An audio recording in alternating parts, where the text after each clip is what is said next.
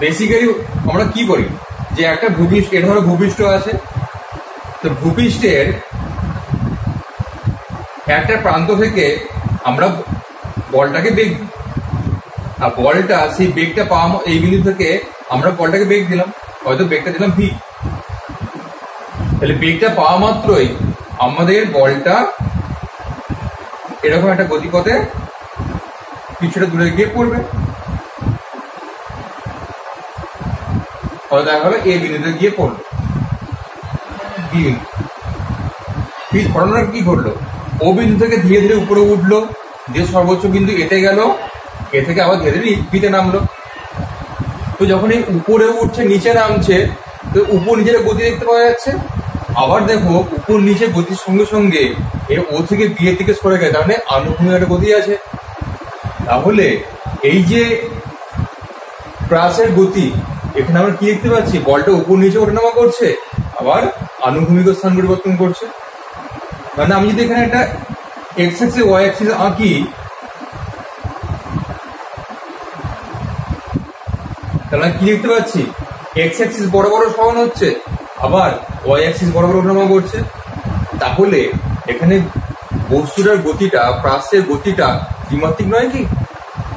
কারণ দুদিকেই তো পরিবর্তন ঘটছে, ওয়াই বরাবর পরিবর্তন ঘটছে, এক্স বরাবর পরিবর্তন ঘটছে। তাহলে আমাদের প্রাসের গতি থেকে কি জানলাম, যে এটা অলওয়েজ একটা দ্বিমাত্রিক। এবার এই প্রাসের গতির কিছু জিনিস সম্বন্ধে আমরা জেনে নেব, কিছু নাম জেনে নেব, কিছু কিওয়ার্ড জেনে নেব, যেগুলো আমরা বিভিন্ন ব্যাখ্যা করতে গিয়ে ব্যবহার করব।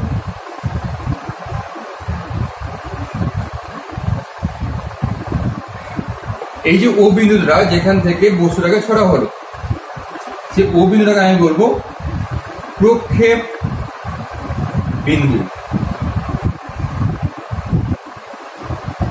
এই ভি বেগে ছড়া হয়েছে, তাহলে ভি বেগটাকে বলবো প্রক্ষেপ বেগ।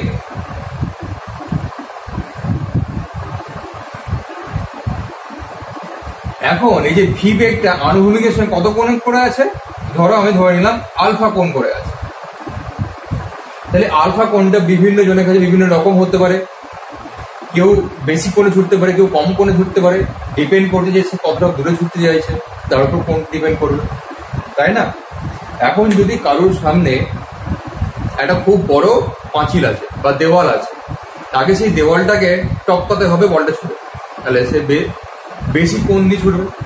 এখন যদি পাঁচিলটার উচ্চতা যদি কম হয়, তাহলে সেখানে কি করতে হবে, সেখানে বলটাকে কম কোণ দিয়ে ছুটতে হবে। তাহলে এই গতিপথটা কিরকম হয় সেটা ডিপেন্ড করছে আলফার উপর। এই আলফাকে আমরা বলবো প্রক্ষেপ কোণ।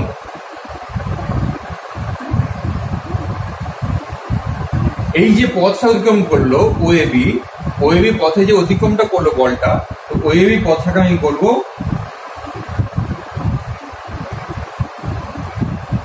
প্রাসের গতিপথ। ওএবি পথ অতিক্রম করার সঙ্গে সঙ্গে ও কি করেছে, আণবিক বরাবর ওবি বরাবর সরণ পরিবর্তন করেছে, তাই তো? এটা আমার প্রাথমিক অবস্থা, এটা অন্তিম অবস্থা।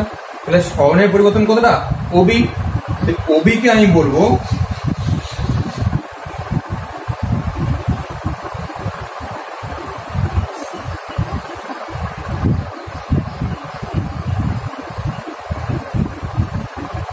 প্রক্ষেপ সীমা।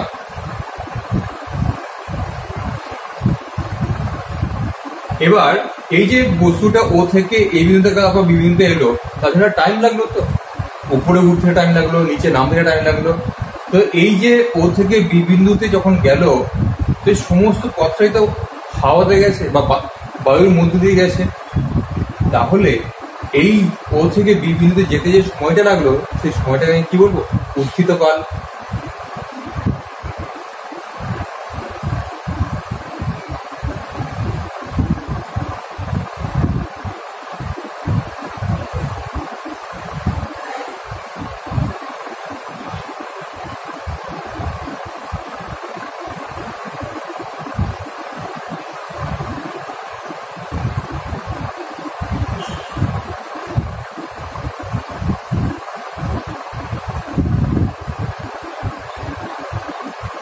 একে আরেকটা বলতে পারি বা চলন কাল।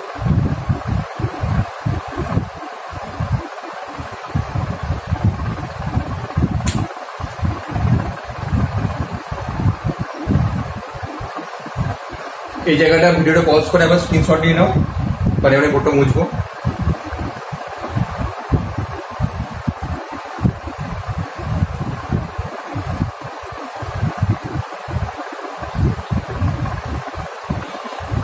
তাহলে এতক্ষণ আমরা জানলাম যে প্রাসের কোণটাকে কি বলে।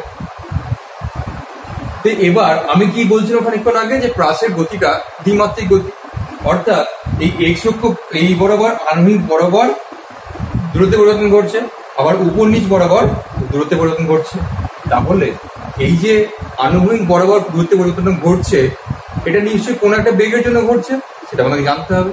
আবার এই যে উপর নিচ সরণ ঘটছে, তো সেটাও একটা বেগের জন্য ঘটছে, তাই না? কারণ আমরা উল্লম্ব গতিতে যখন আমরা ঋজু গতি পড়েছিলাম বা সরলরৈখিক গতি পড়েছিলাম, সেখানে কি জেনেছিলাম যে উল্লম্ব বরাবর একটা বস্তুর গতিতে বিভিন্ন রকম সূত্র এনেছিলাম। যে একটা বস্তু আমি ইউ বেগে উপর দিকে ছুড়ে দিই, তাহলে সর্বোচ্চ বিন্দুতে গিয়ে তার বেগটা হবে 0, এবং তার জন্য মন্দন কত কাজ করবে? জি মন্দন কাজ করবে। তো অবভিয়াসলি এখানেও কিছু জিনিস ঘটছে, তার জন্যই উপর নিচে পরিবর্তন হচ্ছে। সেটা আমি দেখে নেবো যে উপর নিচ বরাবর কোন বেগের জন্য পরিবর্তন ঘটছে, আর আনুভূমিক বরাবর কোন বেগের জন্য সরণটা ঘটছে। তো উপাংশ বিভাজন, এখানে আমরা যে ধারণাটা কাজে লাগাবো সেটা হলো উপাংশ বিভাজন। আমরা ধরো ভি একটা ভেক্টর যদি ধরে নিই, তাহলে ভি ভেক্টরটা এই আনুভূমিকের সঙ্গে আলফা কোণ করে আছে। তাহলে যে আনুভূমিকের সঙ্গে যেহেতু আলফা কোণ করে আছে, তার জন্য এই আনুভূমিক বরাবর মানটা কত হবে? V cos alpha. আর এই ভি কস আলফার সঙ্গে লম্ব হবে মানটা কত হবে?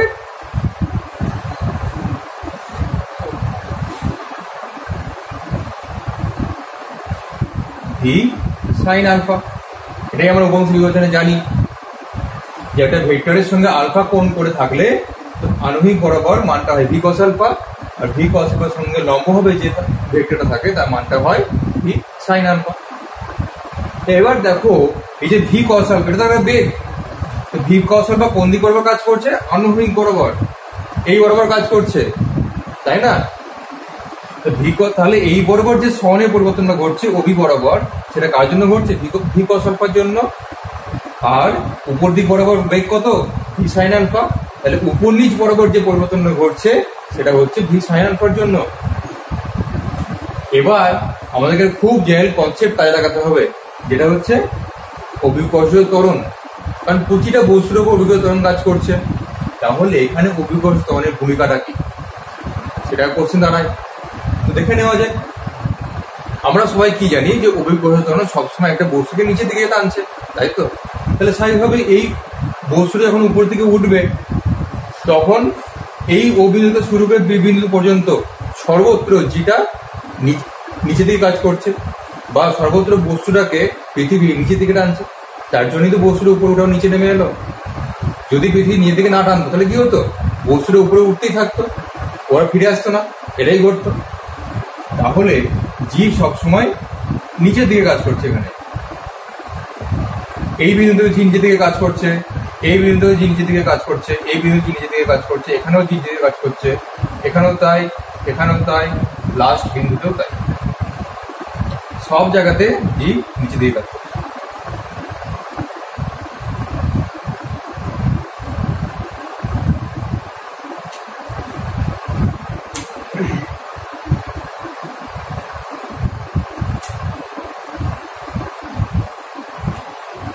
তাহলে একটু ভালো করে দেখি তো একটা জিনিস, যে উল্লম্ব গতি বরাবর, এই উল্লম্ব গতি বরাবর স্টার্টিং পয়েন্টে বেগ কত ছিল? V sine alpha. তো ও বিন্দু থেকে ধীরে ধীরে ধীরে ধীরে ধীরে ধীরে বলটা উপরে উঠলো, দিয়ে এতে গিয়ে তো স্থির হয়ে গেছিল, তারপর নিচে নেমে এসেছিল। তাহলে এতে যখন স্থির হয়ে গেল, আমি যদি বলি এ বিন্দুতে উল্লম্ব বরাবর বেগ কত, তাহলে স্থির হওয়ার মানে কি? 0 তো। তাহলে এ বিন্দুতে উল্লম্ব বরাবর বেগটা কত? 0। কিন্তু তাও বস্তুটা এদিক বরাবর গেল কেন? কারণ এদিক বরাবর বেগটা আমার সব সময় কি ছিল? V cos alpha. তাহলে এই যে ভি সাইন আলফা থেকে বেগটা 0 হয়ে গেল, এটা কি জন্য হলো? কারণ উল্লম্ব বরাবর নিচের দিকে জি ত্বরণটা কাজ করছে, অর্থাৎ উল্লম্ব বরাবর গতিটা মন্দনে চলছে, তাই না? নিচের দিকে যেটা কাজ করার জন্য উপর দিকে বেগটা আস্তে আস্তে ভি সাইন আলফা থেকে কমতে কমতে 0 হয়ে গেল। এবার কিন্তু সব এখানে তাহলে এই যে উল্লম্ব গতি বরাবর বেগটা, এটাকে এই গতিটাকে কি বলতে হবে? সমমন্দন গতি। ভালো কথা। কিন্তু এই যে আনুভূমিক গতিটা V cos sine alpha, V cos alpha,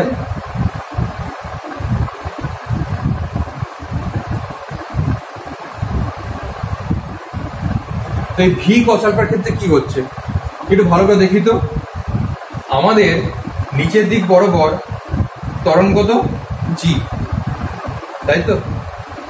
এবার আমি যদি বলি এই বরাবর ত্বরণ কত? আনুভূমিক বরাবর, তাহলে অবভিয়াসলি আমি যদি এই কোণটা কত? 90 ডিগ্রি, কারণ এটা তো উল্লম্ব দিক বরাবর নিচের দিকে, এটা আনুভূমিক বরাবর মানে ভূপৃষ্ঠের সঙ্গে সমান্তরাল।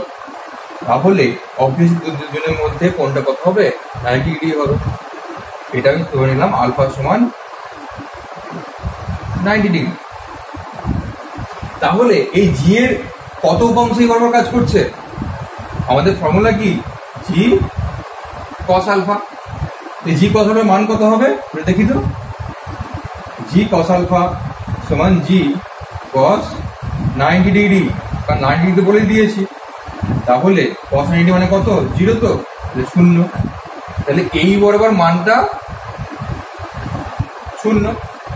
তাহলে একটা জিনিস খুব ভালোভাবে বোঝা যাচ্ছে যে আনুভূমিক বরাবর ত্বরণটা হচ্ছে 0, অর্থাৎ ত্বরণ শূন্যের ব্যাখ্যাটা আমরা কি জানি? যে হয় বস্তুটা স্থির থাকতে হবে, না হলে বস্তুটা সমবেগে যাচ্ছে। তো এখানে বস্তু তো স্থির নেই, কারণ বস্তু তো স্থান পরিবর্তন করছে, তাহলে স্থির হওয়ার ব্যাখ্যাটা কাজে লাগানো যাবে না। কাজে লাগাতে হবে কোনটা? যে বস্তুটা সমবেগে যাচ্ছে, তাই ত্বরণ 0।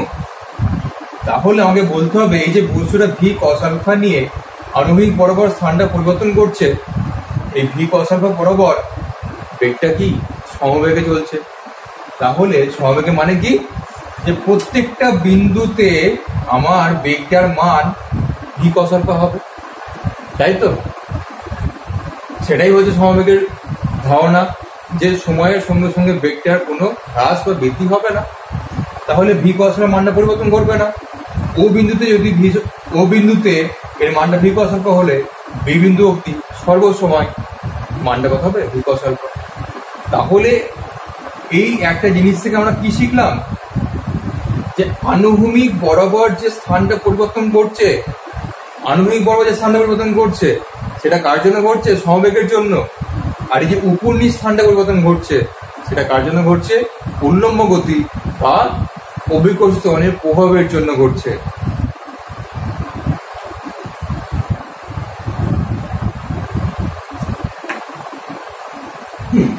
যেমন উল্লম্ব গতিতে আমরা কি জানতাম? যে একটা বস্তুকে আমি যদি ইউ বেগে উপরের দিকে ছুঁড়ে দিই, তাহলে যখনই বস্তুটাকে ছুঁড়ে দিলাম ইউ বেগে, সেই মুহূর্ত থেকে বস্তুটার নিচের দিকে কত ত্বরণ কাজ করবে? জি ত্বরণ কাজ করবে। মানে একটা নিচের বেগের বিপরীত দিকে ত্বরণ কাজ করছে। আমি বলতে পারি তো যে বস্তুটা উপর দিকে সমমন্দনে যাবে, আর সমমন্দনে গেলে কি হয়? বেগটা আস্তে আস্তে কমতে কমতে 0 হয়ে যাবে। সেই জন্যই উল্লম্ব গতিতে বস্তু যখন সর্বোচ্চ উচ্চতায় পৌঁছে যায়, তখন বেগটা কত হয়?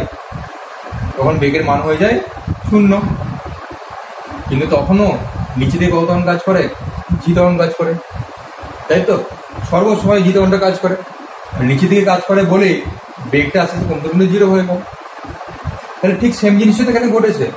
এখানে প্রথমে বেগ ছিল ভি সাইন আলফা, তারপর কমতে কমতে 0 হয়ে গেছে, তাই না?